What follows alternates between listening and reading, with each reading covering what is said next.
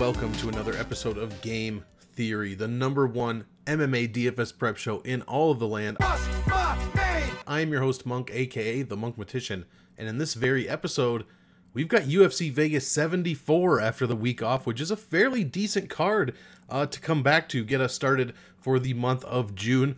Hope you all had a wonderful Memorial Day, by the way. We've got Kai Kara-France headlining against Amir Albazi in the Flyweight division. Looking forward to that one. Alex Caceres, Jared Gordon, Jim Miller, Tim Elliott. Want to see how he fares this weekend with all the stuff that he's had going on in his life. A few short notice replacements. We've got Andrei Arlovski fighting as well. A ton of decent fights, guys. So be sure to stay tuned so you know exactly how to construct those GPP lineups and who to play and who not to play this week for some DFS GPP tournaments. Before we get started, hit the like, hit the sub, and without further ado, guys, let's get right into the numbers. Show's about to start!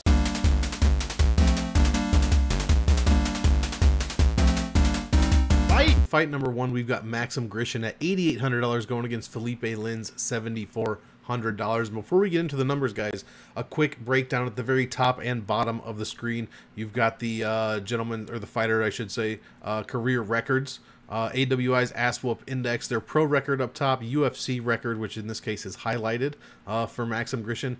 Last five, L5 is last five fights, and exact, if it says, as you notice in the middle of the screen to my left and to my right, 3 rounds light heavyweight. So for 3-round light heavyweight fights, Maxim Grishin is 1-0, Felipe Lins is 2-0. So for Maxim Grishin, I have highlighted the 2-2 because that's what stats you're seeing on the screen. Whatever is highlighted, those are the stats I am showing. So for Felipe Lins, it's his exact record, just the 2 fights that he's had at the light heavyweight division. Maxim Grishin only had 1 fight technically at light heavyweight division, so I decided to go with his career just to get a better sense of what's going on. Height, reach, age, stance, all that good stuff.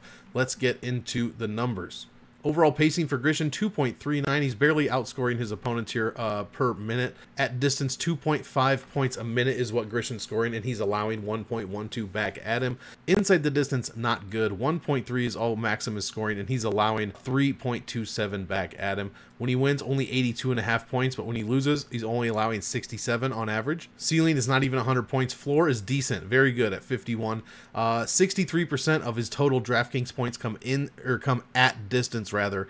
21.5% of his total DraftKings points come from inside the distance.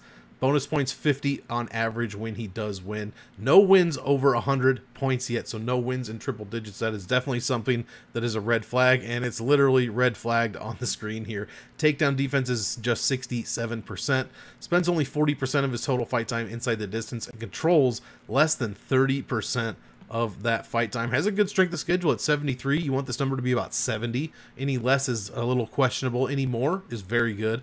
No finish wins or losses in the first round so far in the UFC, and he has yet to make the optimal lineup.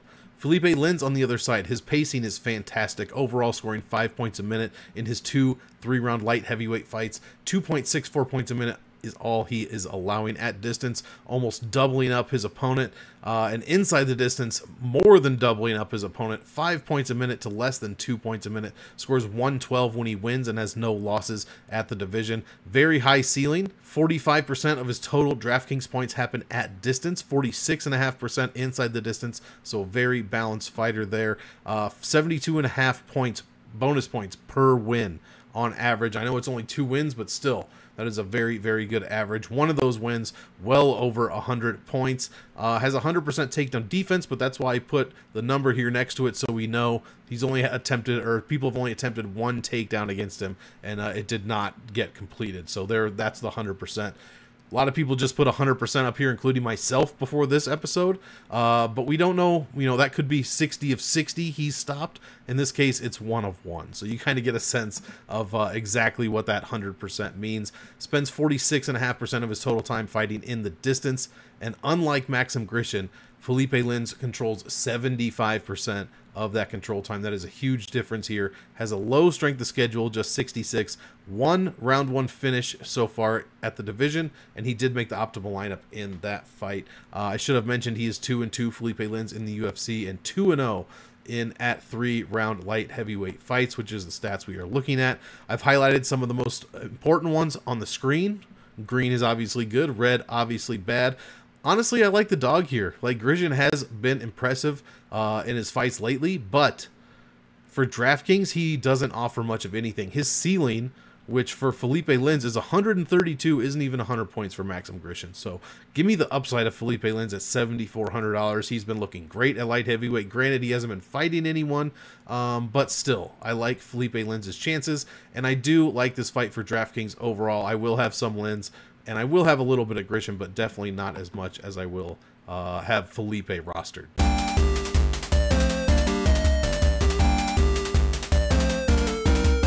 In our second fight of the night, we've got Luan Lacerda taking on Damon Blackshear. 8,700 for Luan Lacerda, 7,500 for Blackshear. Let's start with Blackshear. I really didn't see anything that impressed me much from a statistical standpoint. He is 0-1-1 in the UFC, getting outstruck, or outscored rather, basically everywhere. Overall, at distance, it's pretty bad, under 2 points a minute to 2.5. Inside the distance, 2.5 to 3.5. No wins. He allows just 82 points per loss, so that is something decent to look at. 43% takedown defense so far is very, very subpar. Controls only 38.5% of all the grappling time he's involved in. Less than 70 strength of schedule. It is close to 70, so that is not really what you want to see when it comes to strength of schedule. Meanwhile, Luan Lacerda, 0-1 in the UFC, lost to Cody Stamann, who is a good wrestler, and Lacerda outpaced him inside the distance, basically 10-1. Overall, he kept up with Cody Stamann from a scoring per minute pace. 78% of his total points come at distance. Meanwhile, 19% of his total points were scored inside the distance. 100% takedown defense, spent just 10% of his total fight time inside the distance, but Lacerda did control 100% of the grappling time he was involved in. Last 5 strength of schedule for Lacerda is very good, especially for a guy that only has 1 UFC fight. 71.7, so almost 72 there. Again, a very good number from a guy that does not have a lot of fights at this level, and he is 0-1, obviously, making the optimal lineup. Neither guy has a UFC win, so they will both be frantically searching for that. Personally, I prefer Luan Lacerda here. I think he looked decent against Cody Stamann, who is a proven UFC vet with several fights under his belt. And Lacerda hung in there, went all 3 rounds, and looked okay. Scored 40, almost 41 points in the loss. So I really like Lacerda here at 8,700. I don't think his ownership is going to be much at all. And Blackshear, I like a little bit, but like I said, none of the numbers that I've rattled off have been very impressive at all when it comes to DraftKings. So I might be fading him a little bit in general. But yeah, 8,700 for Lacerda I think is a good price this week, and I think he's going to go a bit under the radar.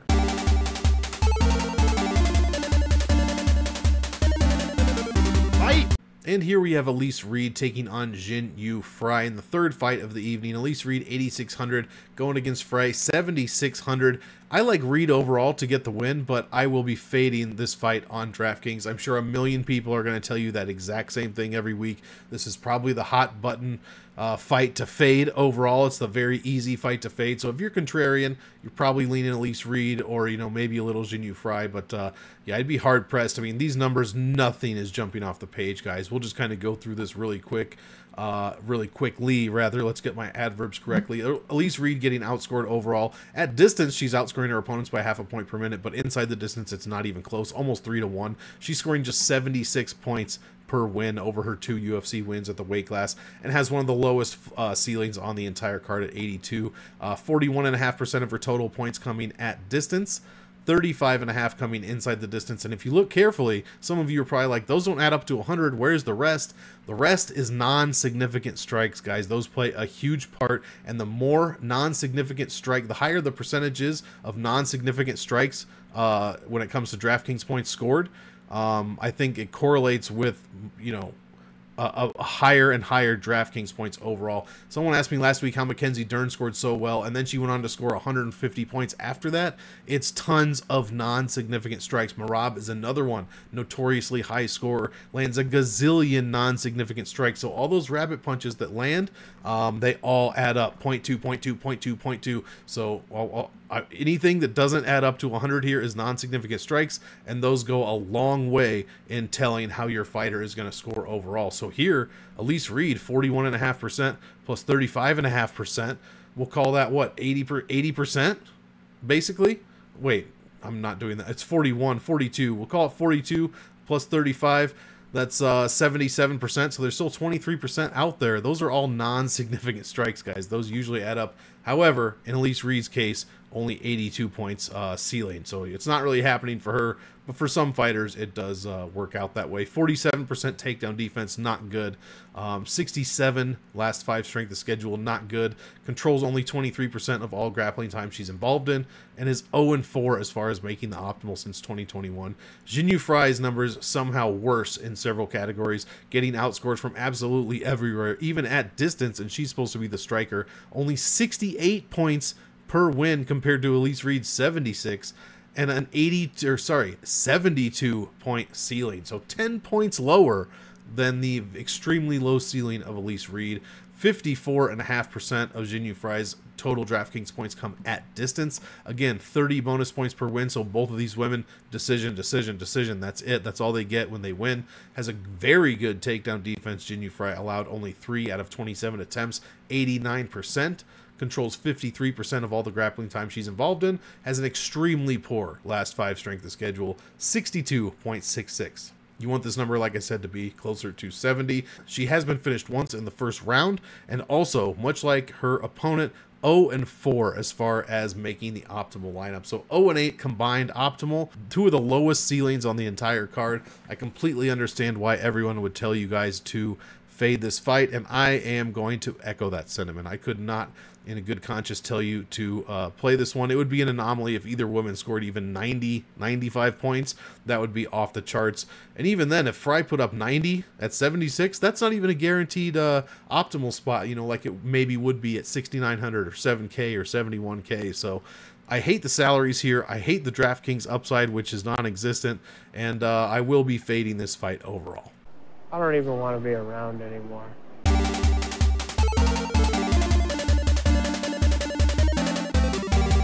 Here we've got a 3-round bantamweight fight between Daniel Santos and Johnny Munoz Jr. 9,200 for Daniel Santos, 7K for Munoz Jr. And Santos with some decent stats overall. He is 1-1 in the UFC. 0-0 in 3-round bantamweight fights. I think both of his fights actually thus far have been at catchweight, so we are using both of those fights obviously for the stats you see here. Getting outpaced pretty badly, 2.88 points a minute to 4.29 overall. At distance, severely outpaced. Inside the distance, he has a very, 5.14 points is incredible per minute is what he is scoring. He's getting outscored by 1.5 points. 6.62 points a minute is what Santos is allowing inside the distance. When he wins, he puts up a crazy score so far. 119 in his one UFC win, allowed only 81 when he lost. At distance, he's putting up 70.5% of his total DraftKings points are coming at distance, 29 inside the distance, and that right there is 99+%. He barely is landing any non-significant strikes. 70 bonus points per win, so that's just his one UFC win, obviously finished in the second round. 57% takedown defense, controls almost 41% of his total grappling time. Has a pretty good strength of schedule, surprisingly, 71.64, and has made the optimal lineup in one of his 2 UFC fights. So, you know, not bad, not great numbers there from Daniel Santos. Johnny Munoz Jr., overall pacing's very good, better than 2-1 against his opponents. At distance, he's outscoring him. Inside the distance is really where he's making a difference, 5 points a minute, and he's only allowing 1.28 back at him. So the complete opposite of Daniel Santos. Meanwhile, when he does win, however, in his 2 UFC wins, averaging just 87 points. Very low ceiling at 91, although that is 10 points better than the fight we just looked at with Elise Reed and Jinyu Frey. 46% of his points come at distance, 41.5 inside the distance. 50 bonus points per win on average. 100% takedown defense, but again, only 2 takedowns attempted against.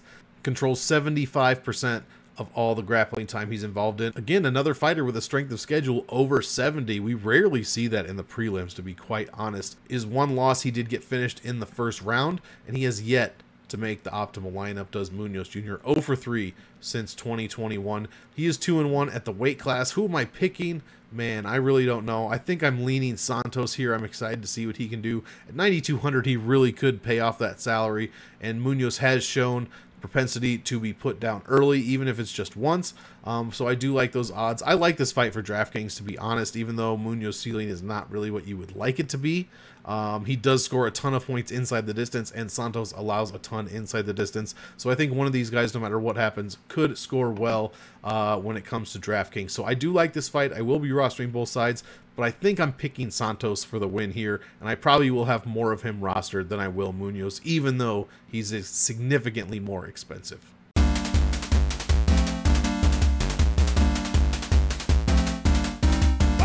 Heavyweight banger alert. We've got Dante Almaze, the man that humped a man to death. No one has seen Josh Parisian since, and I dare you to prove me wrong. Going against Andre Arlovski. Yes, he is still around, still doing things. He's 4-1 in his last 5, guys.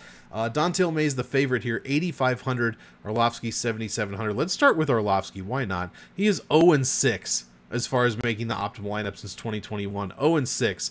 Probably not going to be rostering too much of Arlovski at 44 years old. He's getting outpaced overall at distance. He's better by about almost half a point per minute.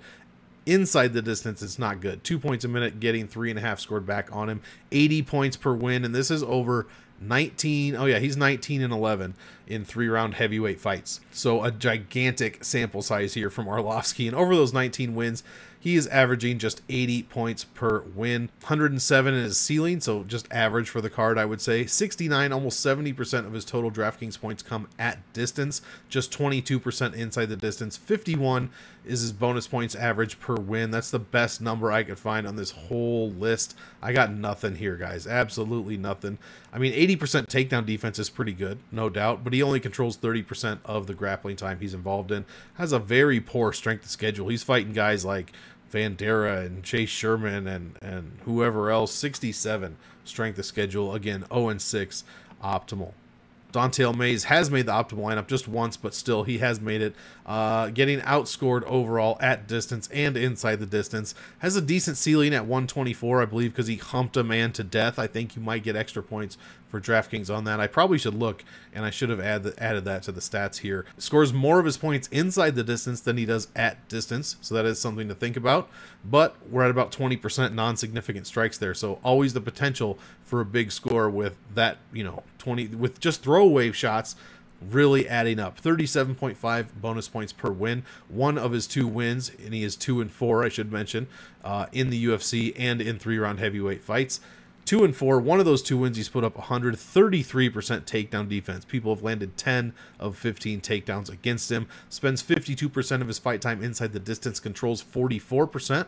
So not 50, but better than Arlovski. Has a surprisingly great strength of schedule over his last 5 fights. 74.27. And again, has made the optimal lineup. Has no finishes or finished losses in the first round. I don't know what to do here, guys. I don't want to pick Mays. I would never bet this fight. Arlovski by split decision is probably the most likely outcome, but I will pick Mays overall, and I'm not rostering this fight. If anything, I'd roster a little bit of Mays because maybe he lands that one shot and Arlovski's just done finally at 44. I have no idea, but Arlovski's shown really no signs of cracking. He's just a slow striking defensive fighter at this point, and we know exactly what's going to happen. So like I said, split decision Arlovski is probably the most likely outcome. I will pick Mays to win, but I am not looking forward to rostering this fight for DraftKings, and my ownership will probably be under the field for the most part, although I would be interested to see what Mays comes in at.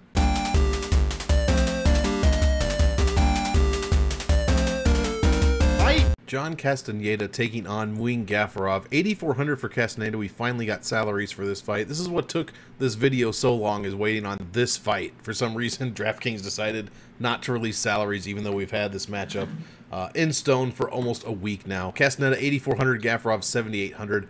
I like the Gafurov side, but we will start with Castaneda, the favorite here.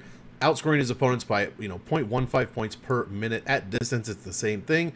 Inside the distance, though, he's getting outscored by almost 1.5 points, 1.27 points, 4 to 5.25 per minute. Does score, 100 points per win. He is 2-1 in the UFC, 2-1 in 3-round bantamweight fights at the UFC, as you can see from the highlighted record. 117-point floor, so pretty good there. DraftKings points, 81, almost 82%.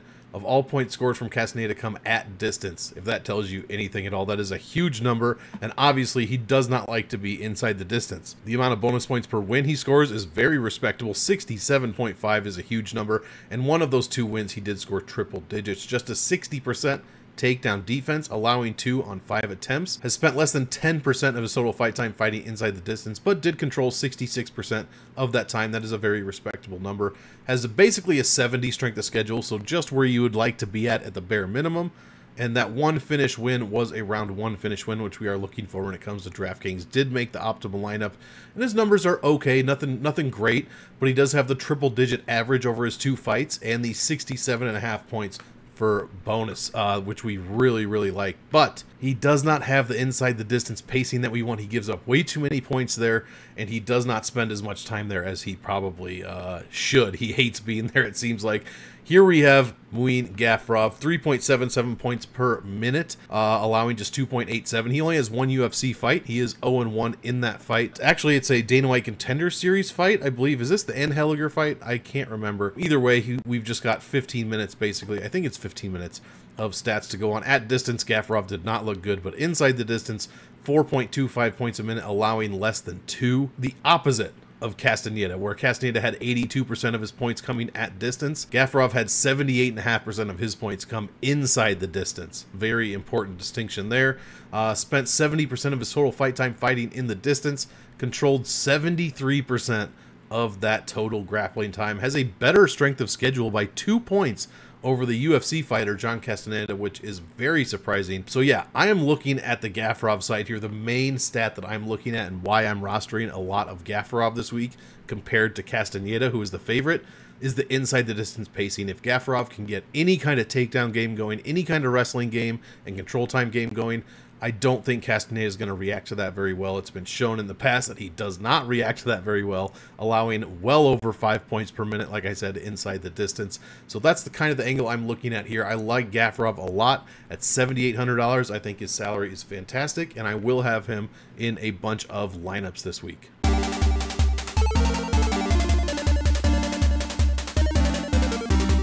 In this 3-round welterweight fight, we've got Elliott, Zaleski, dos Santos going against Abubakar Nurmagomedov.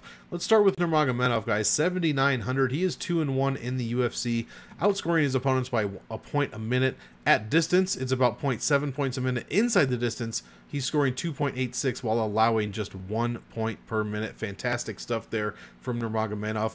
But when he does win over his 2 UFC wins, averaging just 73.60 points per win, guys. How can we back that? That's not going to pay any. That's not even 10x. It's not even close. It's barely 9x, to be completely honest. His floor is, or his ceiling rather, one of the lowest on the entire card, and his floor is nothing to write home about. 13.5, which I believe is just what he scored in his 1 loss. His DraftKings points that he scores at distance, 38%, scores 43% inside the distance, just 30 bonus points per win, has yet to put up a triple-digit score. Very good takedown defense, as I have highlighted here, 86%, and he is controlling 92.5% of the grappling time he's involved in, which is about 50% of his total fight time. Strength of schedule over his last 5 leaves a little bit to be desired, but not terrible. At 69, has been finished. In his 1 finish loss, he was finished in the first round, and obviously with those low scores has yet to make the optimal lineup, guys. 5'11", he is the same height as his opponent, is giving up an inch of reach, is 3 years younger.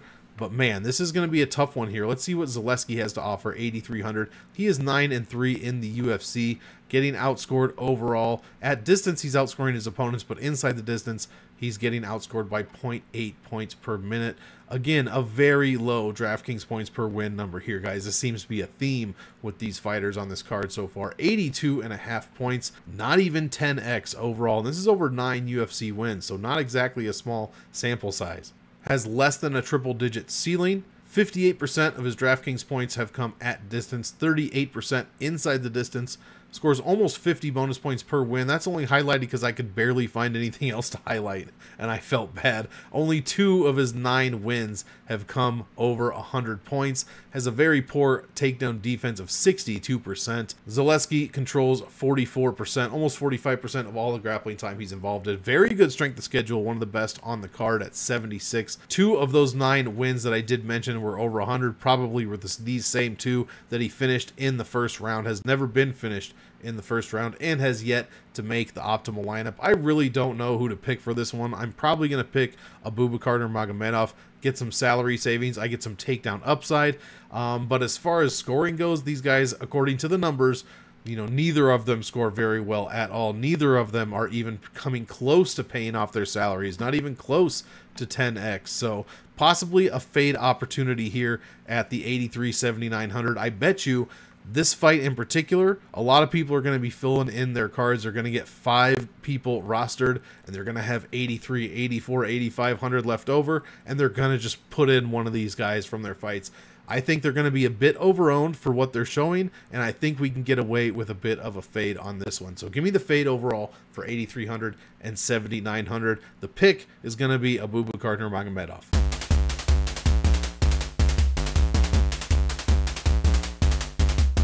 We finally got the last salary we needed in order for me to record this video, and that is coming from the Naimov side of things. Muhammad Naimov is the short notice replacement against Jamie Mullarkey, where Guram Kutataladze had to drop out. Muhammad Naimov is stepped in. Now, the thing was, Mullarkey was the cheapest fighter on the card when he was paired up against Guram at $6,700.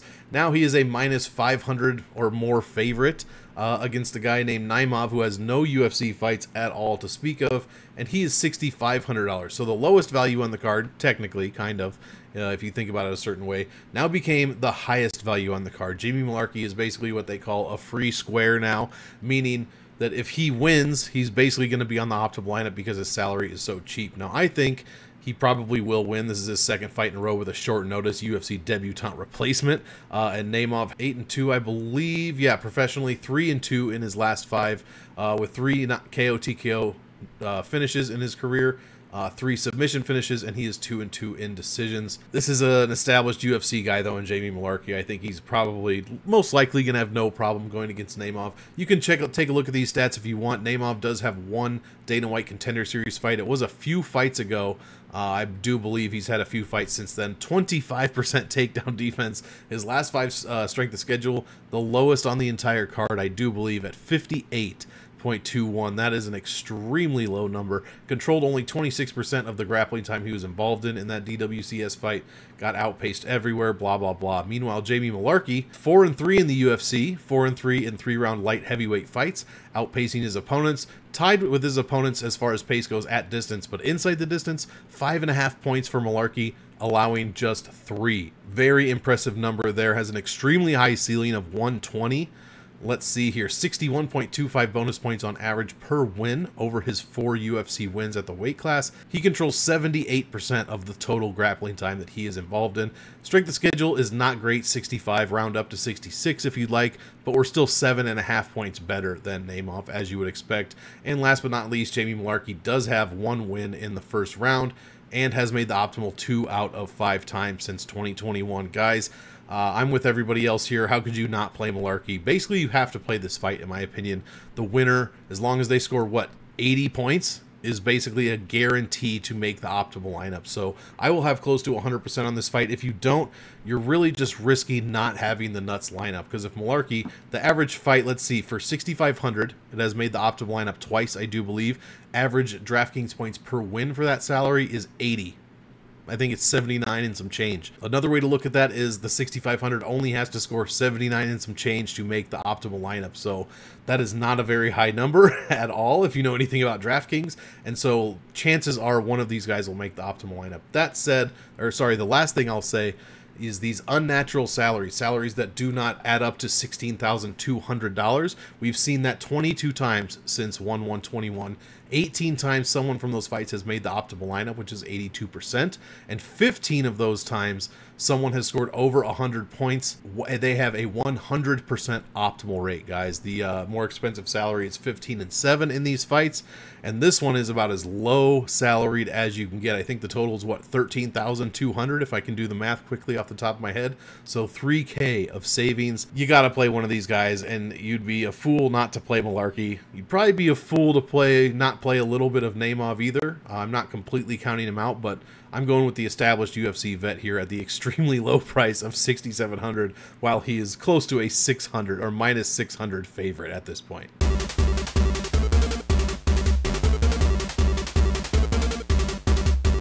Here we have a women's flyweight fight. Silva at 9,300 going against Souza, UFC debutante, 6,900. As you can see, I have no stats for Souza, so we'll just start here. Her ceiling, and this is just the average for the weight class, 93 points, 30 points floor. Strength of schedule, not good, 58.88. I believe this is now the second lowest on the entire card to Naimov. 5'3" Souza, 65-inch reach, 27 years old. She's 13-3 as a pro, 5-0 in her last 5. 8 wins by KO TKO, 1 sub win, 4 decision wins. So that's kind of the breakdown of what we have for Souza. Meanwhile, the big favorite, Silva, outscoring her opponent overall. She just has 1 UFC fight. That was to Poliana Botello. She rolled over her in the first round. End of first round submission, I believe. She scored 104 points. 10.74 points per minute inside the distance. Allowed 0. She did get outstruck at distance, but obviously she likes to be inside the distance just a bit more, as you would imagine. 90 bonus points is what she had there. Again, over 100 points. No takedowns attempted against. Controlled 100% of the grappling time she was involved in, which is a fantastic number. Didn't give up control even for a half of a second. 66 strength of schedule, so not great, but 7.5 points better than her opponent. Obviously that 1 first round finish so far, and she did make the optimal lineup. So not too many stats to look at here. We do love women's flyweight fights. Overall, it is the best women's division to target as far as making the optimal lineup. I believe they make it something like a 55% rate. In fact, I can check right now, 53%. So that is the 3rd highest overall out of all weight classes. Just featherweight is above that, and middleweight is barely above that. Women's flyweight, 53%. So do not sleep on any of these female fights, but especially women's flyweight fight where one of the fighters can score extremely well and has proved she can do so in the past. I never met a fight I didn't like. Give me Silva here. Nothing out of the ordinary. 9,300 I think is a fine salary, and I will be targeting that for DraftKings this week. 6,900, not a terrible salary to target either. Has a decent win rate. Overall, I like Silva here, and I will have much more of her roster than her opponent.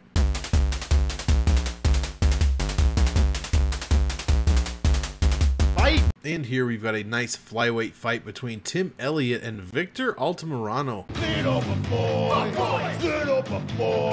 Should be one of my highest targeted fights overall, guys. Their numbers are off the freaking charts. Tim Elliott, 7-10 in the UFC, but for these stats, 6-9 in 3-round flyweight fights. He's outscoring his opponents overall 4.5 points to 2.5. At distance, 2.17 to 2.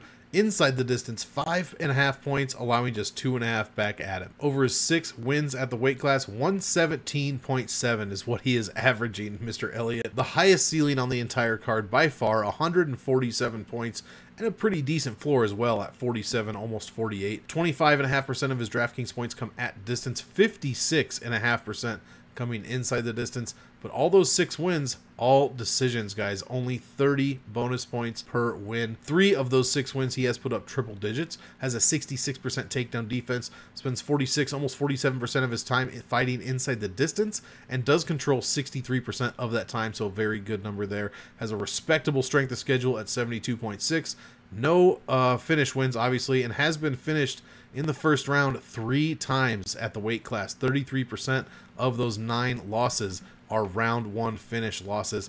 Tim Elliott yet to make the optimal lineup. Victor Altamirano here, 4.28 points a minute, 2.94 is what he's allowing. At distance, he's outscoring his opponents, and inside the distance, 5.84 points a minute, allowing just 3.23, scoring 111.09 per win over his 2 UFC wins. Second highest ceiling on the card at 133, almost 134, and a very respectable floor, almost as good as Tim Elliott's at 41.81. 60 bonus points per win for Altamirano on average. 1 of those 2 wins he did put up triple digits.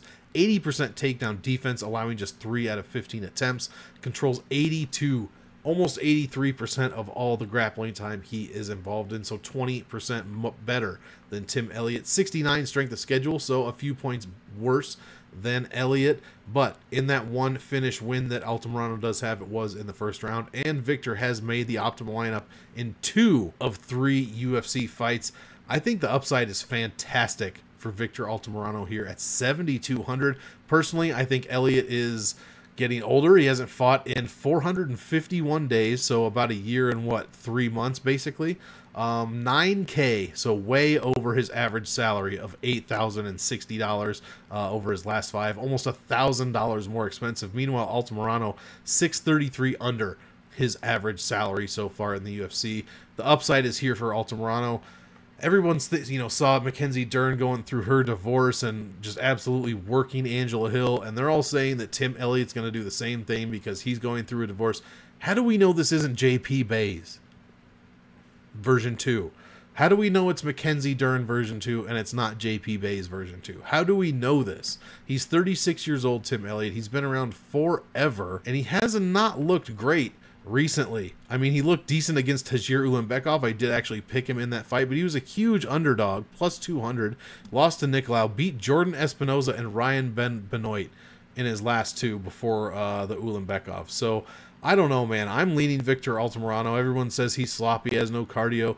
He could put Tim Elliott down, and he could finish this fight. So I like the upside of Altamirano. I like the upside of both guys, to be honest. I will be playing this fight. This will be one of my highest owned fights overall. Flyweight division, gotta respect it. Little body! And but yeah, my pick is going to be Altamirano, and I will have much more of him rostered than I will Tim Elliott.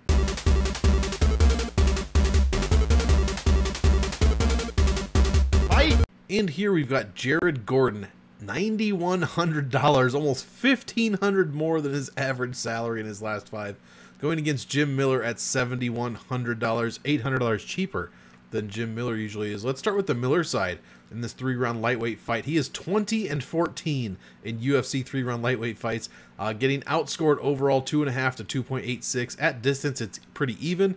Inside the distance, Miller allowing half a point more than he is scoring. In those 20 wins, he's averaging just 91, almost 92 points per win. That's just really not going to do it. Maybe at 7,100 we'll have a chance, but overall, normally that's not a great score. 37% of his points come at distance, 52% inside the distance. Very good bonus points per win rate of 62.75. Surprisingly good number. 10 of his 20 wins at the weight class are over 100 points. So that is a very, very good number. The opposite of a very good number, a very bad number. 46% takedown defense. Spends 50% of his total fight time fighting inside the distance. Controls just 42.5% of that time. Has a 71 strength of schedule, which is pretty good. 8 wins out of those 20 have come in the first round. 8 wins, 40% finish rate in the first round, 14% finish loss rate in the first round. Has been an optimal 2 out of his past 4 fights since 2021 in 3-round lightweight fights. Meanwhile, Jared Gordon also 2 of 4 times optimal. He is 4-5 in 3-round lightweight fights, outscoring his opponents 4.16 to 2.91 at distance. Pretty even. Inside the distance, 4 points to 2.6 is what he is averaging. So pretty darn good for Jared Gordon there. Averaging just 97.5 points per win over those 4 wins at the weight class. So not a great number. Average ceiling, very good floor of 65. 34% of his total points come at distance, almost 35%. 47% of his points come inside the distance. 30 bonus points per win. So all of his wins in 3-round lightweight fights are decisions, but 3 of those wins, he has put up triple digits. Very impressive for decision wins. 63% takedown defense. Not very good, but eons better than Jim Miller. Time spent inside the distance, almost 50%. And Gordon controls 66% of that fight time. One of the best strength of schedules on the entire card. 78.4. Has no finished wins, as we already discussed. But 2 of his 5 losses at the weight class, he has been finished in the very first round. So that bodes well for Jim Miller. I think this fight could be explosive. I think Gordon did get knocked out technically with that headbutt in the Bobby Green fight, and that was like a month ago. So he's already back fighting a beast of a veteran in Jim Miller, who is 39 years old, but is no slouch. He is 3-2 in his last 5, beating Donald Cowboy Cerrone, Nicholas Mata, and Eric Gonzalez. So obviously, I think Jared Gordon is probably better than all those guys at this point. This is no joke, man. I think Miller could pay off his salary if Jared Gordon gets hit with a shot, goes down. Maybe Miller gets a quick submission finish on him, just pounces on his neck or something. But Gordon could maybe also finish Miller here, although he has no finish wins in 3-round lightweight fights. I guess maybe I'm leaning Miller for the DraftKings upside. I think I'm going to pick Gordon overall to win. But as far as DraftKings upside, I think I'm actually leaning Miller to get it done. Just playing with that, you know, maybe possibly bad chin of Jared Gordon. Maybe not bad chin, not the best adjective to use, but damaged, possibly not 100% chin of Jared Gordon. So give me Jim Miller for the upside. But man, this fight could be close, and I think the pick might actually be Gordon.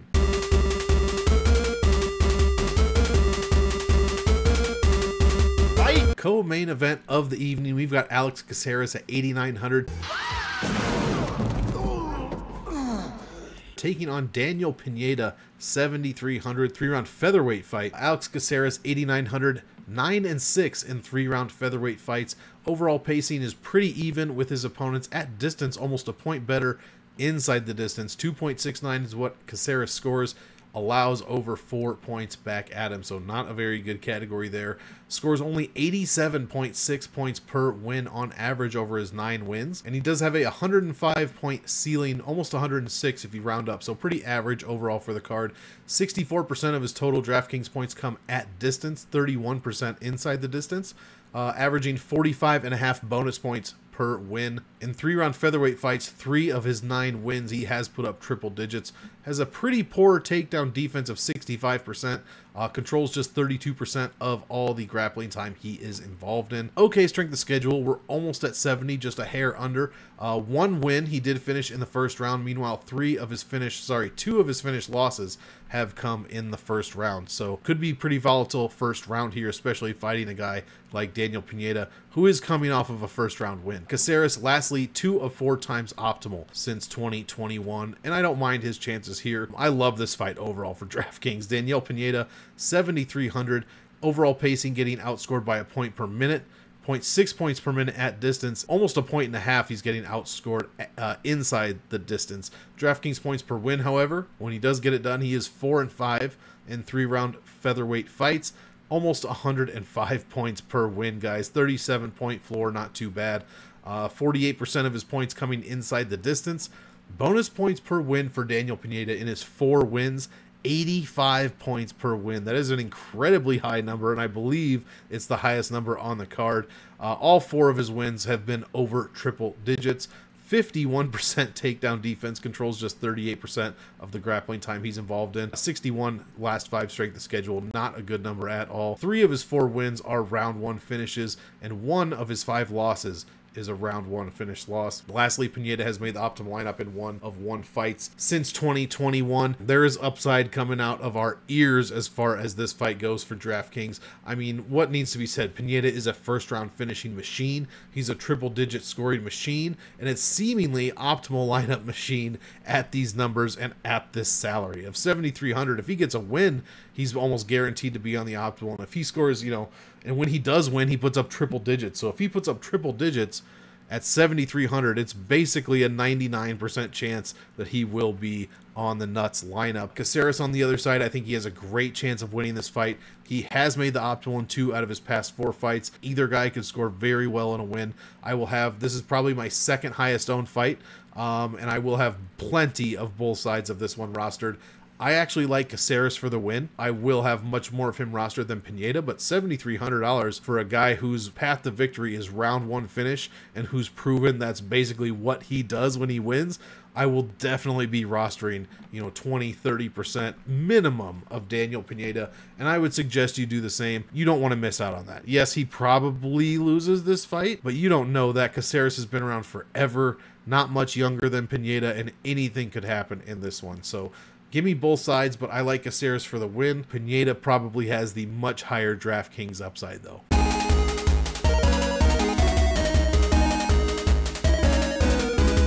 And in the main event of the evening, we've got Kai Kara France as the slight favorite, $8,200, taking on the slight underdog, Amir Albazi, at $8K. Let's start with the Albazi side of things. He is 4-0 in the UFC, has never fought in a 5-round fight in this promotion, so we are seeing his UFC stats on the screen.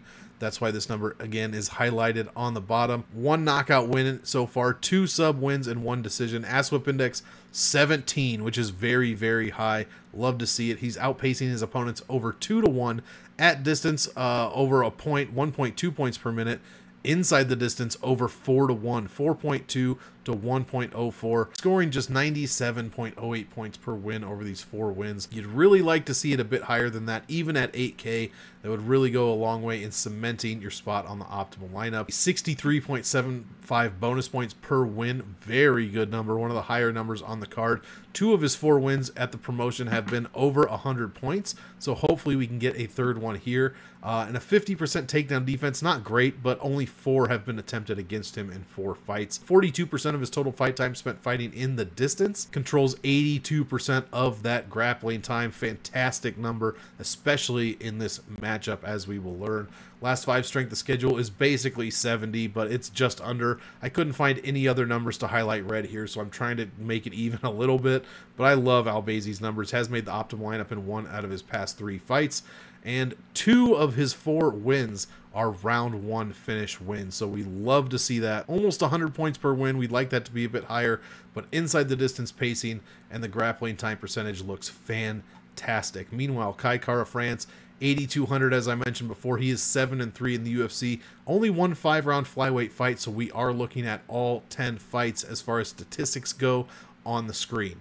3 points a minute, allowing just 2.34 overall, outscoring his opponents at distance and inside the distance, but not anywhere close to what Amir Albazi is doing. A very low DraftKings points per win over his 7 UFC wins, guys.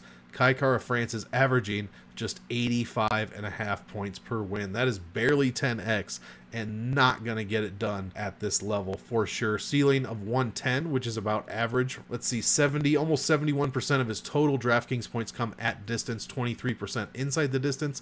47 bonus points per win, so 20 points less than Amir Albazi. 3 of his 7 wins, he has put up triple digits. 88% takedown defense, a fantastic number, allowing just 5 takedowns in 41 attempts. Controls only 45% of the grappling time he's involved in. Only spends 23% of his total fight time inside the distance. Has a very good last 5 strength of schedule at 77. 2 round 1 finish wins out of his 7 UFC wins. And let's see, has made the optimal twice in his last 4 fights. Guys, I really like this fight for DraftKings, to be quite honest. I will have a lot of both sides. And at these salaries, it's going to be very simple to get to either side. Personally, I'm favoring Albazi, but this could be a case of a guy with a lot of hype who hasn't quite fought the level of competition that his opponent is at, coming in here with a ton of hype and just getting derailed, like Mateusz Gamrot, like so many others we've seen against established UFC veterans. Now, on the other side, Albazi could just come in here and just wreck Kai Kara-France like the the absolute savage he fights as. I mean, the guy goes crazy in there. Look at his eyes, in the preview to this video, and right here you can see his eye. He'll just stare into your soul right before he takes it from you. So I love Albazi here. I'm favoring him. I will have a ton of him in DraftKings. He would probably be somebody I would put in a single entry lineup as well. I'd have him as, not an anchor, but a very strong player for single entry lineups this week. But I don't mind Kai Kara-France a little bit if he could get it done against Albazi. The only thing I don't like, 7 wins, like I said, 85.5 points per win, guys. That is, I don't know if you know this, not a lot of points when it comes to DraftKings, so that is holding me back a bit. Pick is going to be Albazi, and I will have more of him rostered as well. Love the fight for DraftKings. Little body! Before we get out of here, guys, only a couple of things left to do. The first being, let's go take a look at M.O.N.K's picks for UFC Vegas 74.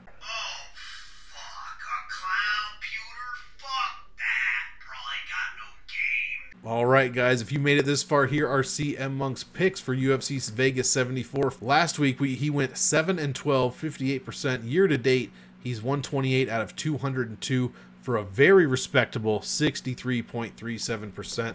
That is a very respectable number considering he's only picking based on stats. And here are the picks for this week. All the yellow means underdog pick according to the DraftKings salary that we have, and blue means favorite pick. Look at all the yellow here. 7 fights, that he's picking underdogs in. My goodness. The first being Maxim Grishin losing to Felipe Lins by finish. Luan Lacerda beating Blackshear by decision. Jinyu Frey beating Elise Reed by decision. Interesting. Johnny Munoz Jr. by decision over Daniel Santos. Dante Almays over Andre Arlovski by finish. I hope he doesn't hump Andre Arlovski to death. We have seen it before. Muin Gafurov over John Castaneda by finish. Interesting. Zaleski going against Abubakar Nurmagomedov. We've got Nurmagomedov by decision. Jamie Mullarkey over Naimov by decision. We don't know have a salary on Naimov here, but that's how M.O.N.K sees this thing. Karina Silva over Ketlin Souza by finish. That would be great for me in my lineups. Victor Altamirano. M.O.N.K agrees with my pick for Victor Altamirano over Tim Elliott by decision. Jared Gordon over Jim Miller by decision. Alex Caceres over Daniel Pineda by finish. That would be huge. I'm kind of big on Caceres this week. And Kai Kara France losing to Amir Albazi by finish in the main event. Guys, M.O.N.K sees a lot of these fights how I kind of see a lot of these fights. I love when we align like that. It makes it easier to talk about, that's for sure, because M.O.N.K currently has a better win percentage than I do by about 4%. So, yeah, I got to try my best to catch up. But those are M.O.N.K's picks for UFC Vegas 74. Before you dip out, one thing left, guys. It is the M.O.N.K pick of the week, the M.O.N.K pick of the week, most owned, no nonsense for UFC Vegas 74. Who's it gonna be? I could have given you a couple of fighters here. This is not the ass shaving of the week. Shout out to Uncle Wheezy. Go check out his videos over on his channel where you will find the actual ass shaving of the week. This is not a lock of the week. This is not a guaranteed pick section. This is who the hell is M.O.N.K rostering the most of. And honestly, at 6,700, I can get a -5, -600 favorite at this point. It's gonna be Jamie Mullarkey, guys, at 6,700. I'm probably gonna have 70 to 80%, maybe more, of Jamie Mullarkey. It's either all or nothing this week with Jamie Mullarkey at this price.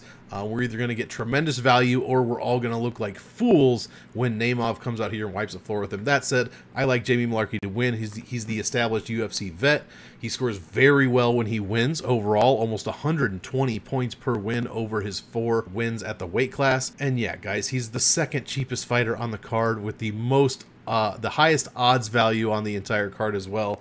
And he scores very well in wins. So again, guys, not the best, or not the lock of the week, not the guaranteed play this guy, not the sneaker pick of the week. This is who is M.O.N.K going to own the most of, just like it says, and that is going to be Jamie Mullarkey this week at 6,700. Free square, build around him.